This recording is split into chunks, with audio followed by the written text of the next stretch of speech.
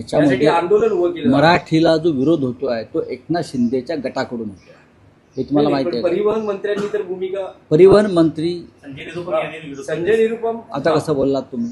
हां, एकनाथ शिंदेच्या गटामध्येच या संदर्भात विरोधाची भूमिका आहे. प्रताप सरनाईक परिवहन मंत्री यांची भूमिका ही महाराष्ट्राच्या आणि मराठी माणसाच्या हिताची आहे. ही त्यांनी घेतलेली भूमिका आहे. परिवहन मंत्री म्हणून ती योग्य आहे. त्याला विरोध करण्याचं कोणाचंही कारण नाही. जे या भूमिकेला विरोध करतील ते मराठी माणसाचे आणि महाराष्ट्राचे शत्रू आहेत. एकनाथ शिंदेने ठामपणे सांगायला पाहिजे, हो ही भूमिका आहे. देवेंद्र फडणवीसांनी ठामपणे सांगायला पाहिजे, हो ही भूमिका आहे.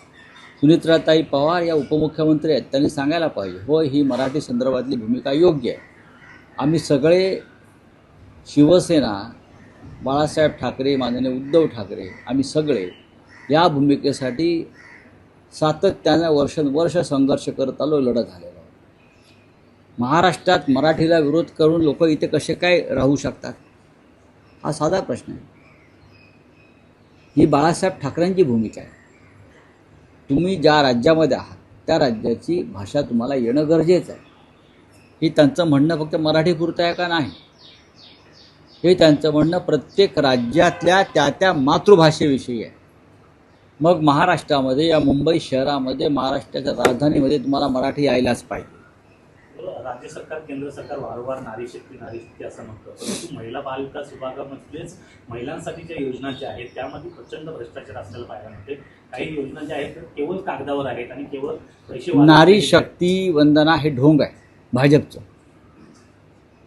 भाजपचं जे आहे नारी शक्ती वंदना हे ढोंग आहे. नारी शक्तीची एवढीच काळजी असेल तर राज्याच्या मुख्यमंत्रीपदी एक महिला नेत्याला त्याने बसवावं, पंकजा मुंडेंना बसवावं. आणि केंद्रामध्ये सुद्धा प्रधानमंत्र्यांनी पंतप्रधानपदी एक महिला नेत्यांना विराजमान करावं, आपोआप नारी शक्तीला ताकद मिळेल.